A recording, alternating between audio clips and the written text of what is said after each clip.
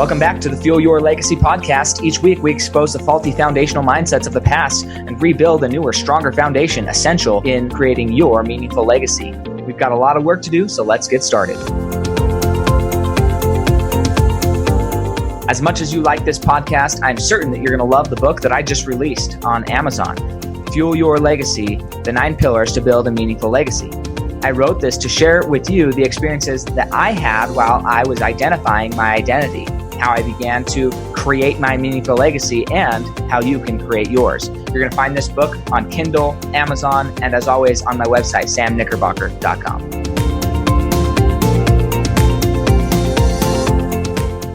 Welcome back to the Fuel Your Legacy show, and this is a repeat guest. If you didn't listen to his previous episode, I will have to go back and find it for you.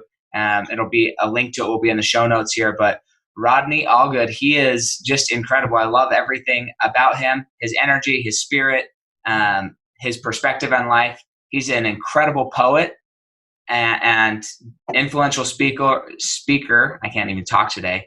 In the presence of greatness, that's why. No, I'm just so excited. Today, we're going to be talking about a hard topic that, not everybody is comfortable talking about, and that's racism, talking about the difficulties of how we can better communicate, how we can come to consensus on what we have in common. It's so easy. It's so easy in life to focus only on the differences.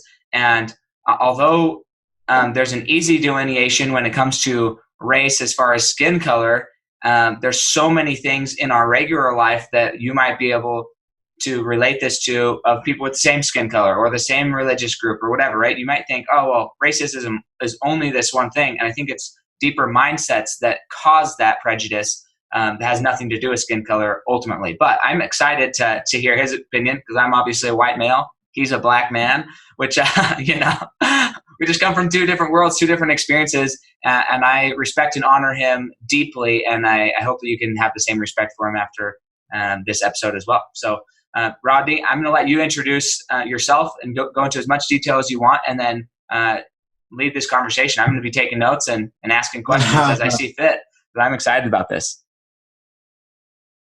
Yeah, Sam, it's a hot topic right now, and there's a lot of confusion to this topic. This is a prime time for us to get it right, because I've never seen so many people want to get involved in getting this right.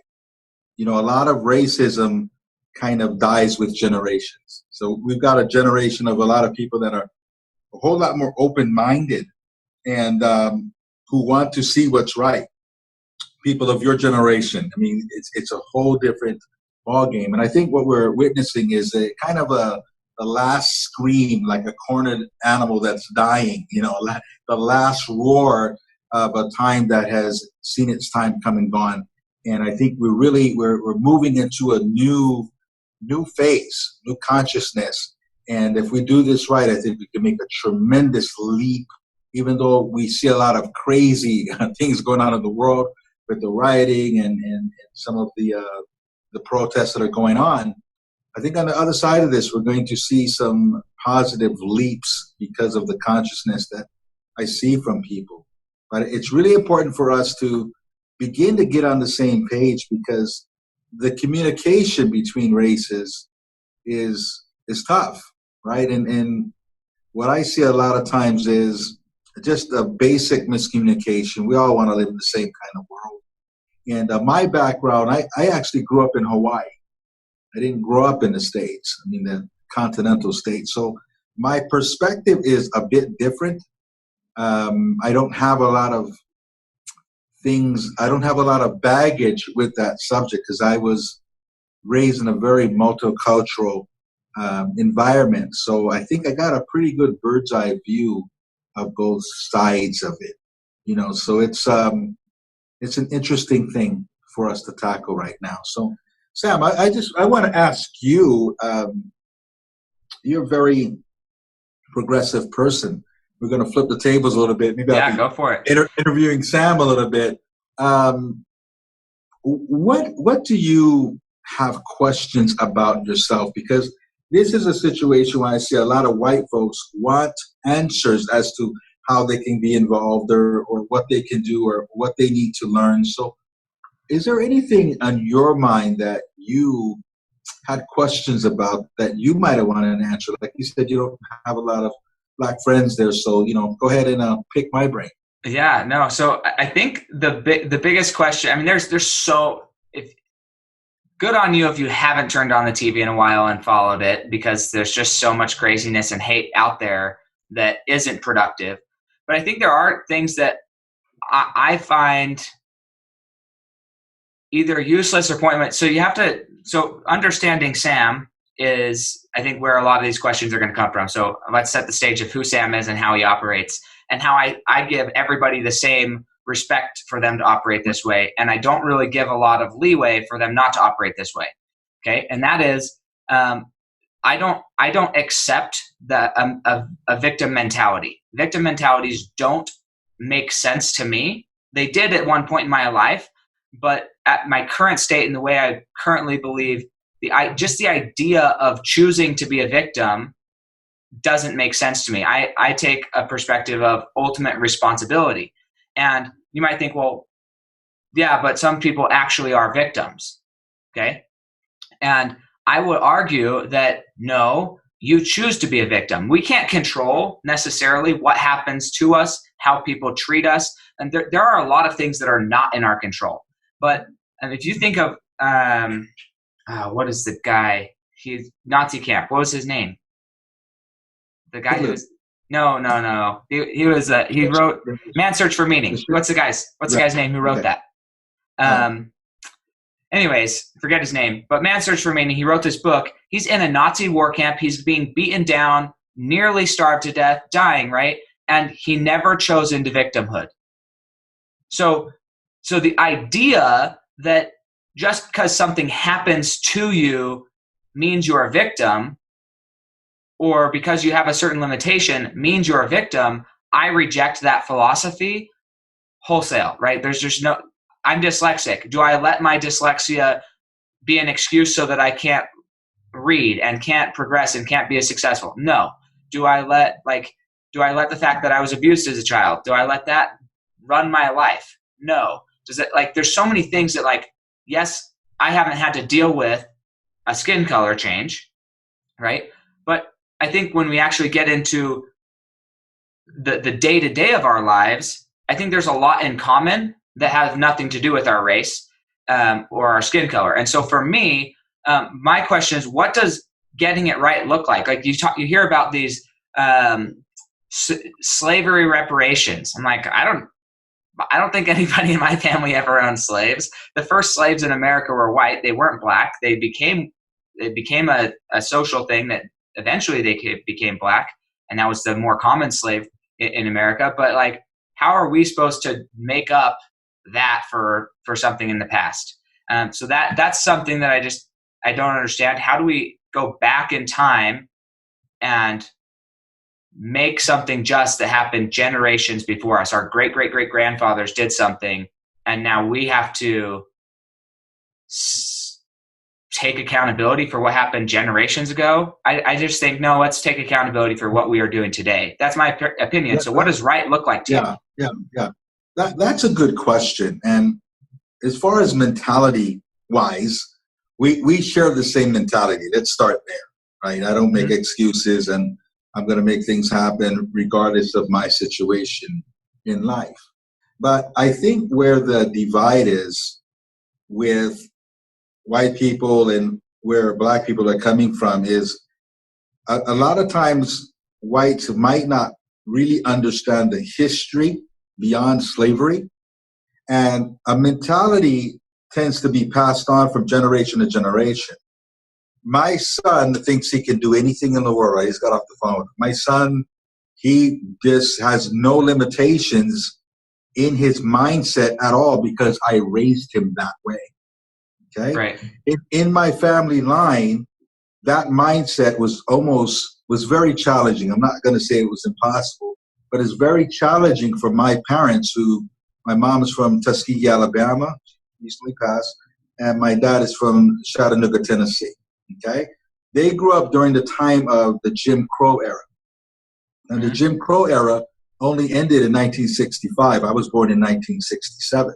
Okay, so they were legally second-class citizens, right? So Hmm. you're talking about in the last century when blacks did try to get ahead in Tulsa, Oklahoma. They built Black Wall Street and they were doing very well from this house. The whole town was burned down, right? So there was a concentrated effort to hold people back. And black women couldn't even vote till 1965. So there is a echo effect of that.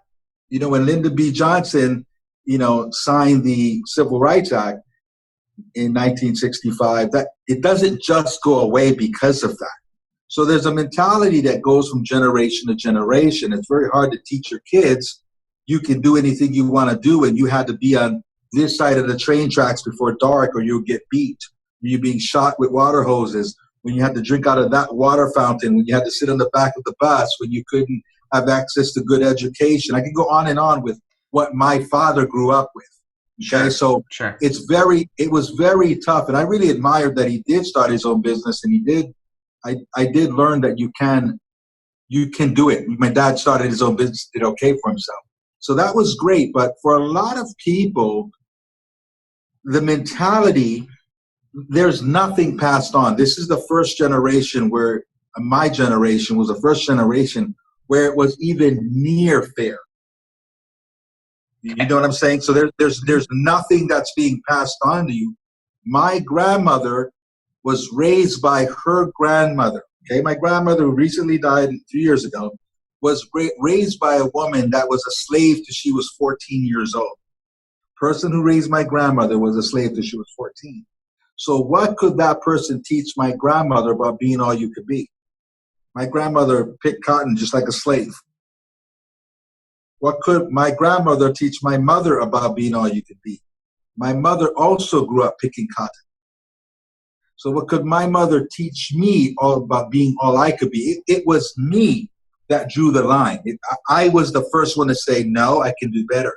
So I think what helps things is when white people understand the true history of a mindset that's passed on from generation to generation. Just like a wealthy man will usually pass on wealth and a mindset and a knowledge for money to his children, right? So that it just goes from generation to generation. Poverty mindset can also be passed on from generation to generation. And it's also epigenetics. If you understand epigenetics, you can carry these genes until you change them. So it was on me to change them. So I think just an understanding, right? Teaching our mindsets, because me and you, it doesn't matter if you're white or black. A lot of people don't carry the mindset that me and you carry.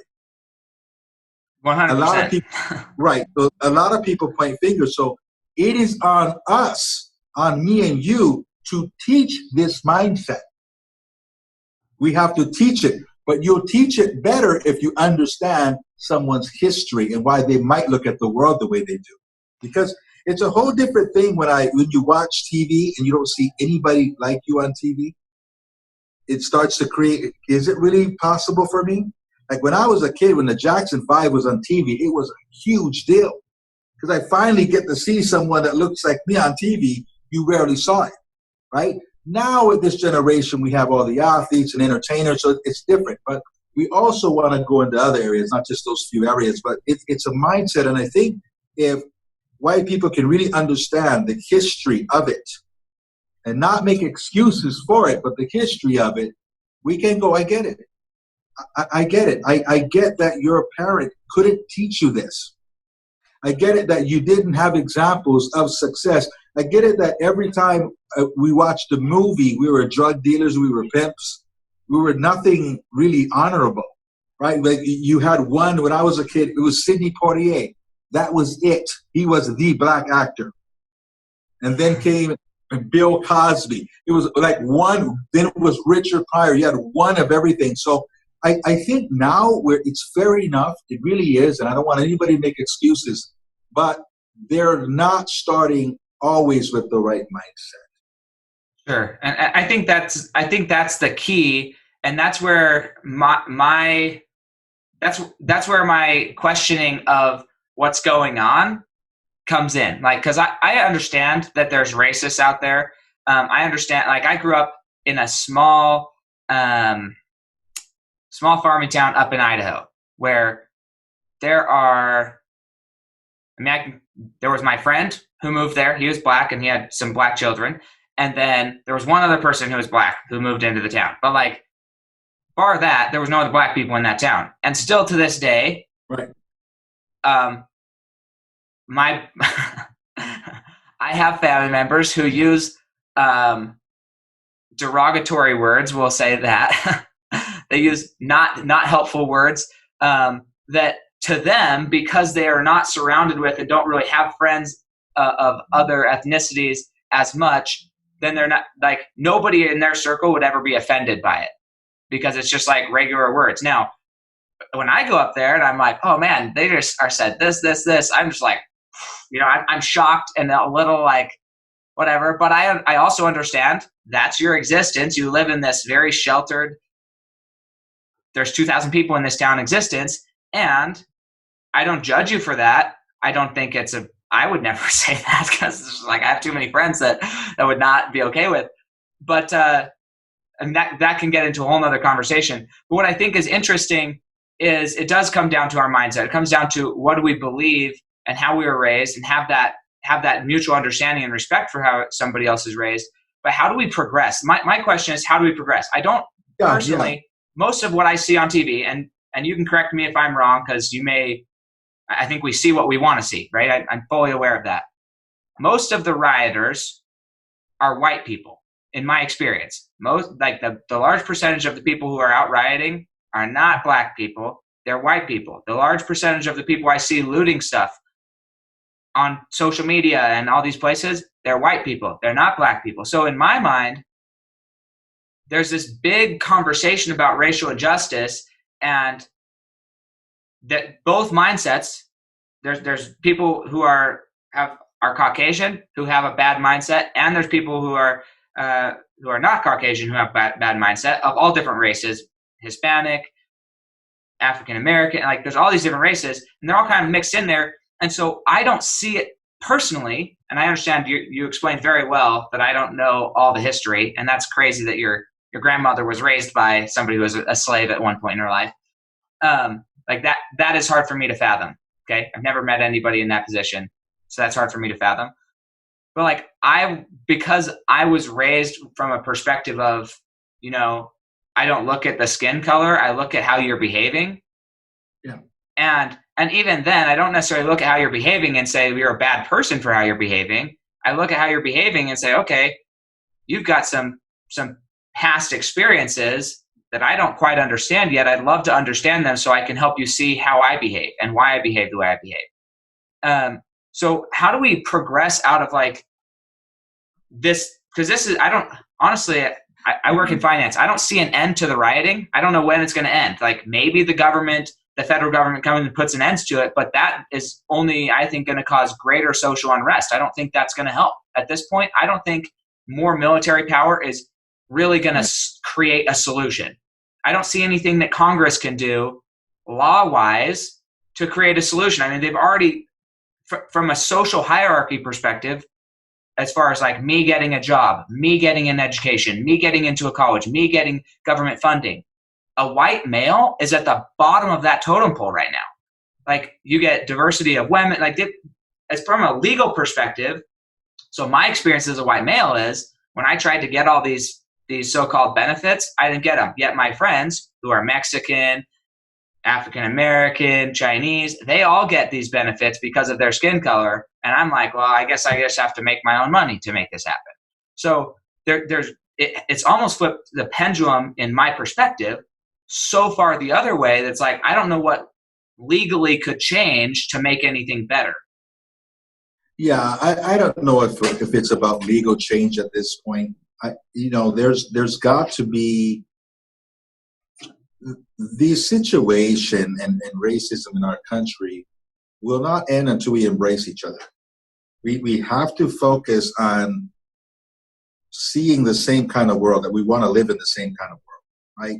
We live in such a divisive world full of labels, full of things that separate people, right wing, left wing, Republican, Democrat, black, white, whatever. There's so many things that divide people.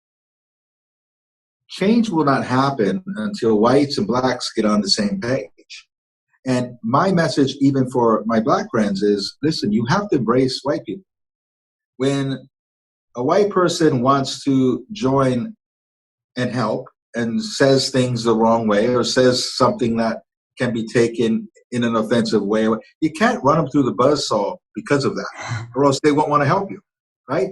I tell my friends, they didn't have your experience. They're not going to put it all the correct way or use all the politically, correct terms or whatever. It's not going to happen. But you've got to embrace them because nothing's going to change until you reach a state of critical mass. And blacks being 12% of the population can't do that by themselves. We can't do that by themselves. So we need this brotherhood. People, it's like, me and you. I mean, it's not that we get along. We liked each other right from the beginning. It was never an issue, right? Sure. Never even thought about it. Right. And when we get people to that place, not that you don't see race, you're supposed to see race. You're supposed to. It makes the world beautiful. Mm-hmm. Absolutely. It would be very boring if we all looked alike, right? You see it, but you enjoy it. You get curious about it. You don't judge it. Try your best not to judge it, right? As being this or that. But I think it's just us really wanting to work together, us really embracing each other. You cannot change the past. You can't. But we can begin to envision the same kind of world. And it's on us. The government's not going to do it. It's really on us. It's really on leaders like you and me to step in there and to want to learn, not to come from our point of view with a confirmation bias or we're only looking for things that, confirm what we already believe, but to say, hey, like we're doing now, I've got a question. I'm willing to listen. I'm willing to learn. And under that layer, we will find that we're not that different. It's an illusion. Mm-hmm. Right? Histories might be different, but it's an illusion. We all like to watch football and we all like to, we all like a lot of the same things. And I think we are still buying into an illusion. And we must both understand that a mindset of the past is dying. We both have to see that. We can't keep grouping each other as being like the main part of you is what race you are. It's not true. Yeah, not hopefully not. Right. It's not true. It's not true. And I also, it's teaching people things that are not correct. Every single person is a unique individual. We've got to get people to see that. If somebody looks at me and you stereotype me, you're probably wrong because I was raised in Hawaii. The culture I identify the most with is Polynesian culture. The food that is my comfort food is Polynesian food, even though I'm a black man, because that's what I was raised around. So if you stereotype me, you'll be wrong. If I stereotype you, I don't know who you are. I want to know you. Right? And that if we can get people to just stop and not make that the first thing you see on someone. Who are you? Sam. Not some white dude. That white man I was talking. No. Who is Sam? Who is Rodney? So I'm curious, Rodney, though, because if you ever ask me who I am, the last, I can't say, I don't know if I would say the last thing, but it's way far down the list. And again, this is my mentality.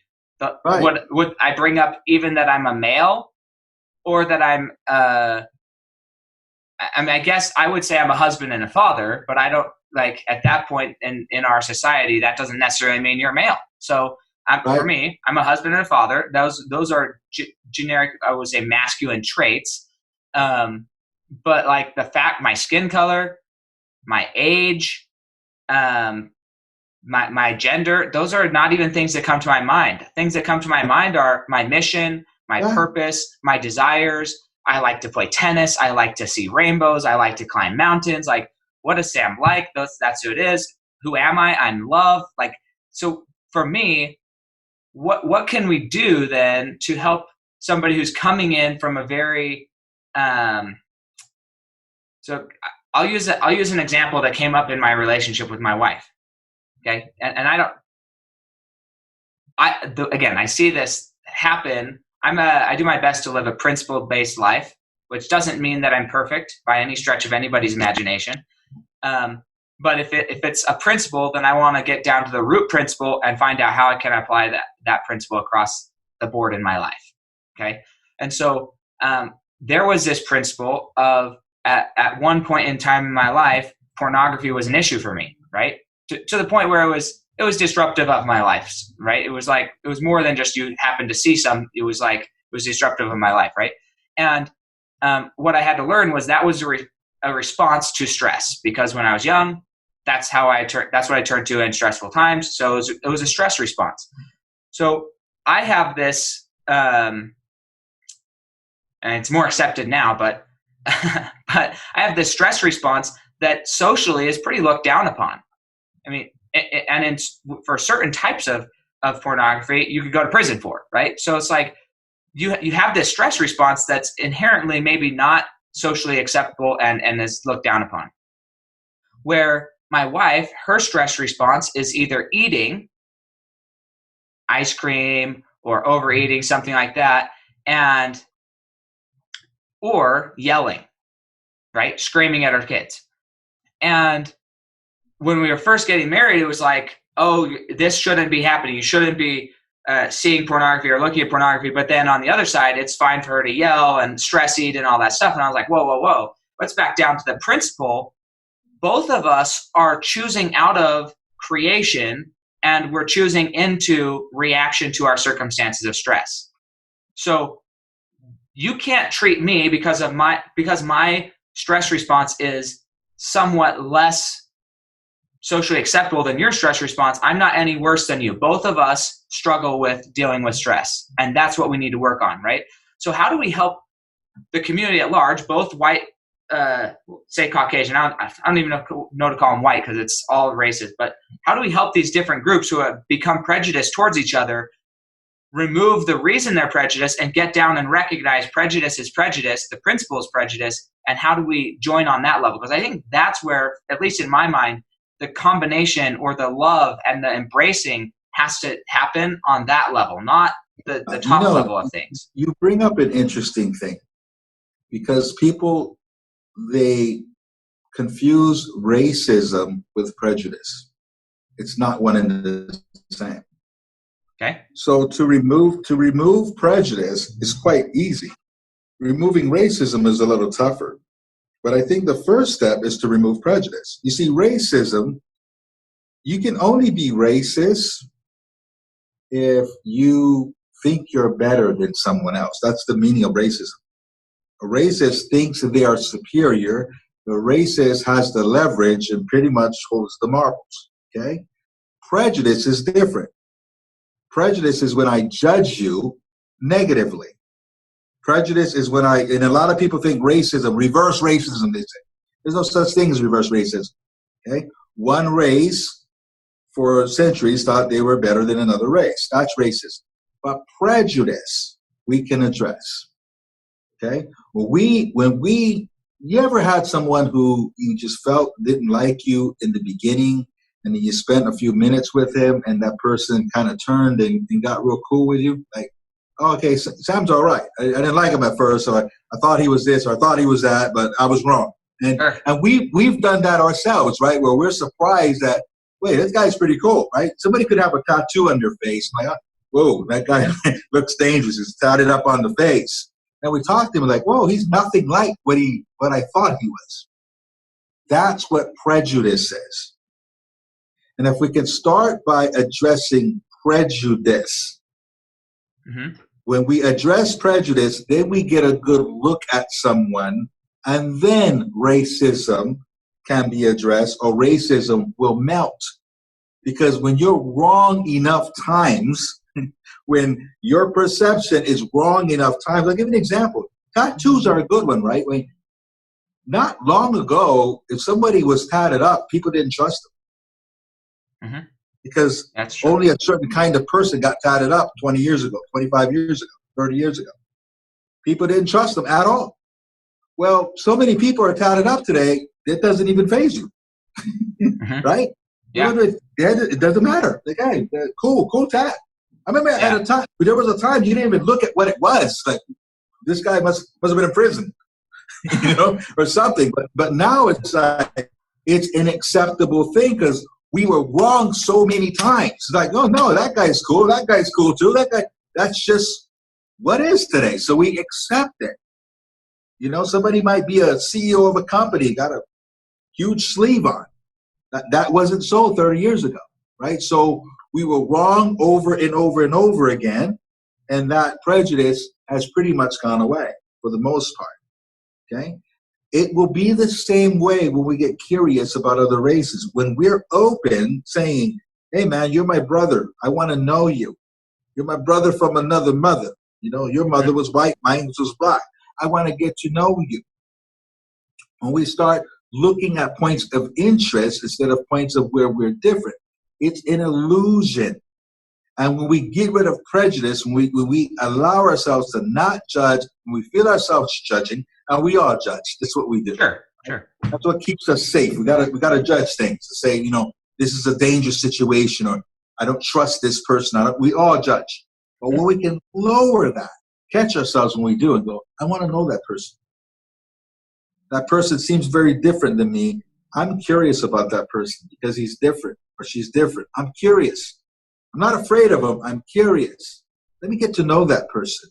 If you're working with somebody of a different race, hey, man, let's go happy hour, just me and you. Let's just hang out. I guarantee you'll find more things in common. Now, I read an article. It's funny because a lot of times we perpetuate it and we don't even know it. I read an article just this morning about a black man moved into a neighborhood. Old white man was next door. They didn't even greet each other for 4 years. And he just assumed that the white man didn't like it. And he was dead wrong. One day he spoke to him and they love each other. And the guy's not prejudiced. They just both made an assumption that was wrong. And I had the same experience where when I was living in Hawaii, there was an old white man that lived right across the street. And I must have been there 3 or 4 years, never said a word. I said, he's just a grumpy old man. He doesn't like me. I was young and married. I just thought he didn't like young people. And, we moved into the neighborhood. I just assumed he didn't like me. And one day we got in a conversation. And he was the nicest guy. And he goes, I've been watching you, Rodney. I've been watching you. You got the world by its tail. You're young. And he's just giving me all this praise. And then we became very good friends, inviting me for dinner. It was a very nice guy, but I made an assumption. Because I just thought, he's so different. He's old, white, he's grumpy. No, his resting face just wasn't pleasant. But he was the nicest guy. And we do that so much where we just assume things and we create the boogeyman that doesn't exist. Now, I used to go to this, I used to be in the sewage pumping business.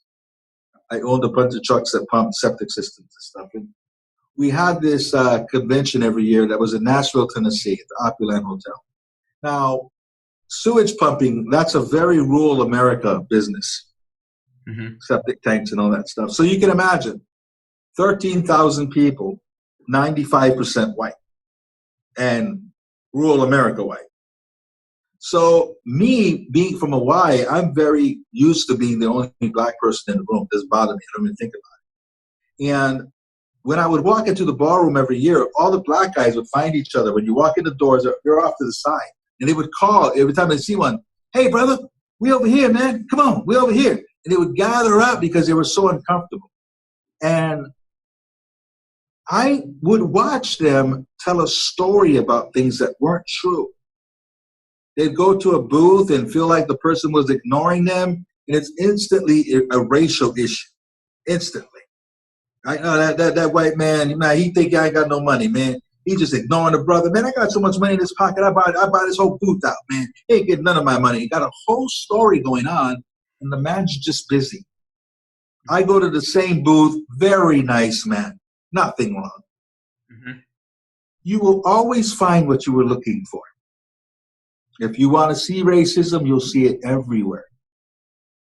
But even when you see it, if you ignore it, and bull right through it, it goes away very quickly most times. Not all the time, but most times. Sure. So I could see when I was at this convention that some of these people were prejudiced. And maybe on top of that, they carry a bit of racism, but I'm not trying to marry your daughter, so that's not going to be an issue, right? Right. But when exactly. when I ignore that initial prejudice, it would just come down and be like, my God, all right, like they liked me. And I went to this convention for 8 years, and I was probably the most popular guy at the convention because they wanted to embrace someone of color. They wanted to. Now, I'm realistic. Yeah, they don't want me marrying their daughter. I get it. But that's not an issue right now. But I broke through their prejudice. I might not have broke through the racism, but that's not an issue at this point. I took a brick out of your wall. So whatever you conceive, whatever your stereotype was, I'm not that. And I just took a brick out of your wall, and the next person like me takes another brick out of your wall, and suddenly you'll be questioning your whole belief system. And that's how you start to affect racism. Enough evidence of something not being correct starts to deteriorate that wall. But racism is something someone has to do on their own. Sure, and I agree. So again, this goes back to so let me say one thing about that conversation, because I love that, and it's been a big thing over the last week and a half with me, because there's been a lot of people who are prejudiced or have their own story about who I am, and they're white, right? These people are there's no racial difference, but there's lifestyle like experience difference, which is fine, and so they've pretty viciously attacked me in some cases, and it's just like my wife's reaction is defend, and my reaction is I want to go give you a hug and find out and let you know that I'm real. I'm not some robot. I'm not some master manipulator. I really just love you, and I want to hold space for you to feel all of your feelings, because whatever is causing you to feel those feelings, those are real experiences, and that's sad. I mean, it hurts me. It hurts my heart to know that somebody's in that much pain that they feel they have to be that defensive. So, so I was taught one. I don't even know where I learned this, but I just love this, and it's a guiding principle in my life. Again, I'm not perfect, but there's only two types of people in this world: the ones you love and the ones you don't know. And I truly believe that. You either love them or you don't know them, because by the time you get to know them, there's nothing but love there for them. And I truly believe that. The issue I think that we face in society, and I don't think, although there was a lot of crap happening back in the 60s, like that era, how much worse is it? Like if now, and there's a lot of better things, but like with social media and just media in general, only highlighting what seems to me exasperate the whole issue and make it look like there's more than there is. What I love about TikTok, and I don't know how TikTok works as far as the algorithm, whether I just see things that I like to see.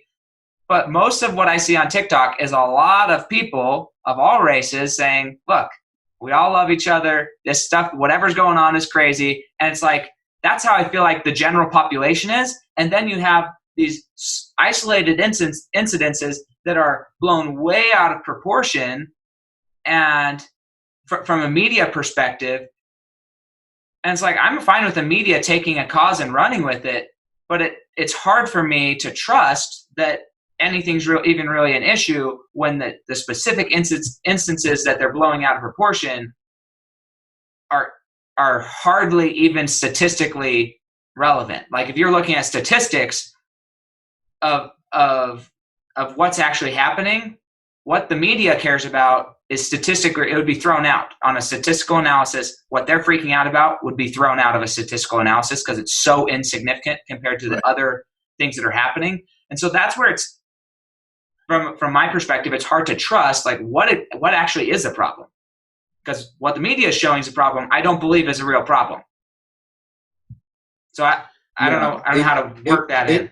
Ignorance is the problem, and love is the solution. So I think, when you look at the civil rights movement with Dr. King, he gave us the template. Dr. King came from a place of love. Dr. King was very intentional and not reactional. So you will never find and show me a video of him cursing, pissed off, just, losing control emotionally. There's no video clip of him doing that. Dr. King was put in jail 39 times. 39 times. Dr. King was once stabbed with a letter opener at a book signing. Dr. King had his house bombed 3 times. Okay? And still operated with intention and love. All his quotes, darkness cannot drive out darkness. Only light can do that. Only love can do that. His message was one of unity and love. So we don't have a single leader coming with that message. So it's us. We need to come with that message of love. You cannot hold 2 emotions at the same time, right? If you're really pissed off, hold a smile for a minute and see if you're pissed off at the end of a minute. You can't do it. But we're reacting. We're emotional. We're a society that we're just always on Facebook and whatnot. Trigger. We're trying to trigger each other. And the answer is always to love each other. On my Facebook and any of my social media, I ask myself, what feeling am I giving people? If people scroll my page, how are they going to feel when they leave? Are they going to feel better or worse? And that's how I run my social media.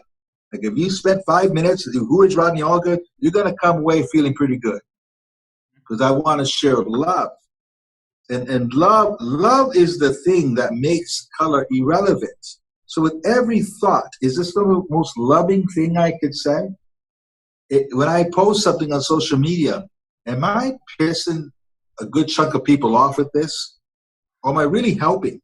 Am I coming from a loving place? So that's the only thing that's going to change things. That's why Dr. King was successful. And if you look at it, when you get done with this, Google a picture of his march on Washington, D.C. in 1963. I think it's that one. But the crowd is mostly white.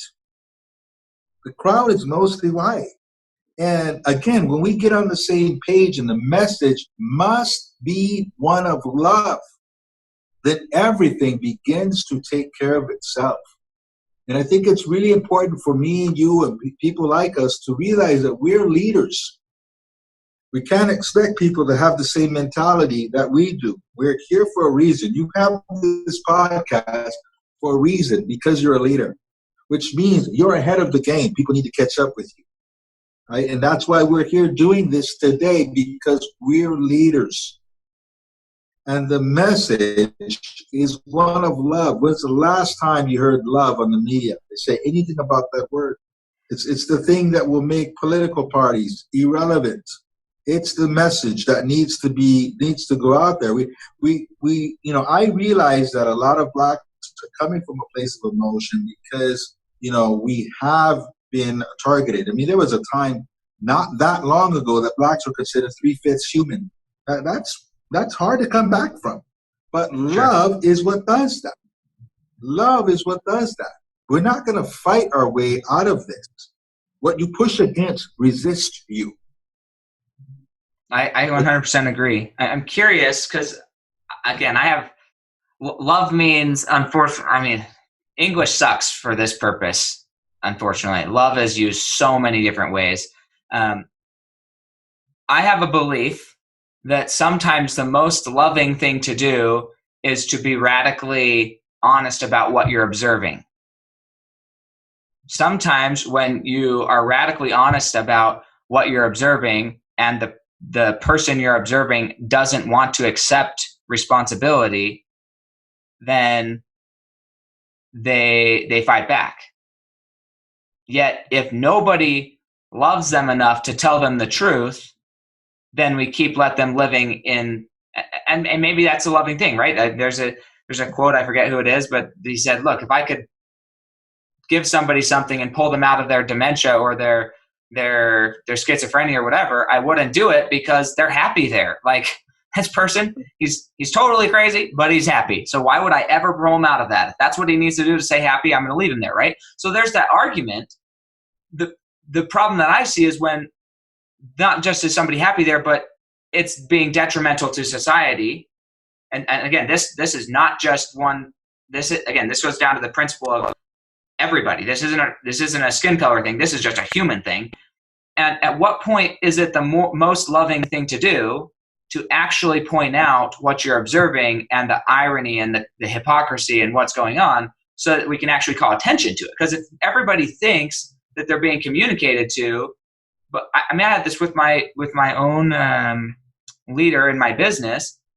He was communicating one way to me. That's how he was raised. That's fine. But because of my past, I felt it very offensive. And so I was having all these emotions about anger and resentment and all this stuff. And finally, it came down to, like, I don't think I've ever actually told this guy how his communication makes me feel. So I've been having all these emotions and everything, but I've never done him the respect and love to say, this is how your type of communication makes me feel.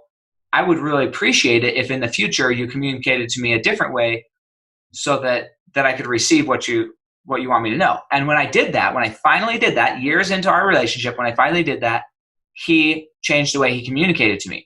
And so at some point we have to say, okay, I've got to love you enough to tell you the truth. Same thing with your kids, right? You can't just let your kids do whatever they want. You love them enough to tell them the hard truth sometimes. So at what point does love, if somebody sees your page, you're telling them the hard truth, they get offended. At what point is that no longer love? Or how do you still communicate the hard truths in a loving manner? I believe you have to work with the people who are ready to do the work. You got to work with the people that are open to change. You're never going to change someone who's not ready to change, period. And there comes a time when a movement is strong enough, they begin to analyze themselves. Like they're not cool anymore. I'll give an example. And it's not to give an opinion about this either way, because you might feel one way about this. It is what it is. All right. Remember when Colin Kaepernick kneeled and everybody lost their mind? There's been a dramatic shift, because I've seen many people post pictures of Colin Kaepernick kneeling, and people are afraid to say anything negative about it. The entire NFL apologized for that whole scenario, okay? So what happened? There was a shift that happened. And it wasn't about pushing the people who said, he's a this and he's a that, and, he's not. It wasn't about changing their minds. Again, critical mass, right? The people that wanted to see things a particular way, or began to see things a particular way, created a shift, and everything shifted like that. So you can only worry about the people. Again, not a commentary about that particular thing. People can feel how they want about it. But things can shift very quickly if you worry about the people who are ready to change their point of view. Martin Luther King didn't try to convince anyone. He had a vision. He stuck to that vision, and change happened when enough people bought into the same vision. That's what leaders do. That's what you do. That's what I do. When enough people see what we see, it changes. And that's all you can do is stay with your vision, share that vision, spread that vision. And when enough people see it, when enough people understand that love is the only thing that changes anything, love is the only thing that heals the past. Love is the only thing that heals yourself. Because again, when you're talking about history, and we began this talking about the deficit that Black people are coming from, or view themselves as coming from, self-love is what heals them. You see, when you feel like you're not enough, and that's been carried on from generation to generation, it perpetuates something. When you love yourself, and this is one reason that I rarely face any kind of racial issue. I mean, I can talk about it from the viewpoint of understanding it. But me personally, I rarely face it no matter where I go because people treat me the way I tell them through energy, through how I feel about myself. I'm teaching you how to treat me. I 100% agree. You see what I'm saying? I'm good with me. So people follow suit for the most part. Not all the time, but for the most part, people follow suit. So love, self-love, love of others. I look at you, I have to already decide that I love this man. Okay, now let me find out about it. That's it. But if I come at you saying, this is probably a white dude that blah, blah, blah, got a whole story about you. Now you've got to work through that story to communicate with me, to connect with me. That's where we've gone wrong. I've already decided. Now, I love this guy because I love human beings. The same way that people who love dogs, they just love dogs. People that love dogs, you can't walk by and go, oh, can I pet him? Right? And the dogs actually feel the energy of that person. People who love dogs, dogs don't even bark at them. That's why dogs bark at me right there. There you go. But, pets feel energy. Dogs feel, animals feel energy. But it's the same with human beings. We've got to decide that we love human beings. People who love dogs don't suddenly hate a breed of dogs because one was noisy or bit them one day. They don't say, you know what, I hate pit bulls now because one bit me. They love dogs. They look at the situation and say, I could have did better that situation. How did I get in that situation? I shouldn't have did that. Let me do it differently the next time, right? But they have a hard time doing that with human beings. Yeah, it's 100% true. No. So true. So I love it. We have to end this, unfortunately, yeah. But please reach out to Rodney. Go find him on Instagram, Facebook, follow his stuff. He, like you say, he didn't share it today, but he's an incredible poet, and everybody can be blessed by his soul and his heart. And he really does love everybody. He just is a walking eminence of love, and I'm grateful to know him. I'm grateful for the relationship that we've built over time. And if you're wondering how can you affect change in the crazy world, I think that Rodney put it the best way. Just go love, seek understanding from a perspective of I want to learn, I want to hear about these experiences, and I want to know how I can help and how I can love, and then lead from that perspective. And I think that's that will be the biggest help, because as we discussed today, there's certain things that aren't just going to change. There's no legal course of action to change what's going on. There's no military that's going to change what's going on. Like, they might be able to squash it, but not change it. And if we are on the cusp of change, we need to change as a collective group and make that happen. I got one piece of advice. If you come from this mindset, when I meet somebody that I think I feel some resistance or I feel some prejudice, in my mindset, I'm like, I'm going to be the coolest black guy you've ever met in your life by the time I'm done with you. So on the other end, do that. You're interacting with a black person, say, I'm going to be the coolest white person you ever met in your life, right? And slowly, like water drips on a rock, consistently, it'll put a hole in that rock. That's what we can do. If we just come from a place of love and get curious, connect with people, and just love on people. Regardless of what's going on in the world, don't let that affect you. Those are just lost people. People lost in ignorance. Sometimes they do things and they're reacting to the emotions. Live with intention, not with reaction. In intention, not in reaction, and you will create the world in which you wish to live in. Yep. I love it. Hey, thank you so much, Rodney, for making this happen and reaching out to me to make sure that we could have this conversation. I honestly was thinking, like, which platform do I want to have this dialogue on?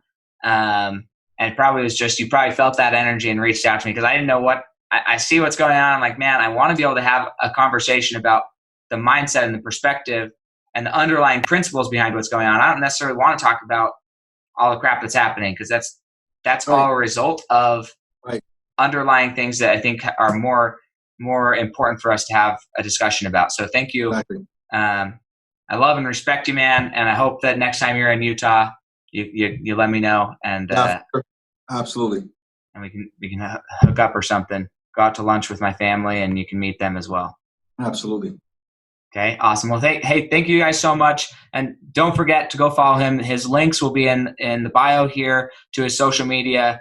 And then also the link to his previous episode, because he's a repeat guest, which I'm grateful for, and will be on this show as well in the show notes. You can go back and listen to that and hear a little bit more of his story, where he came from, and the things that his experiences just in his life, because we didn't even get into that, but he knows what prejudice is. He knows what not necessarily, like, he knows a lot of things that have nothing to do with race that are absolutely applicable to race. So I'm just grateful for you, Rodney. Thank you for having me on.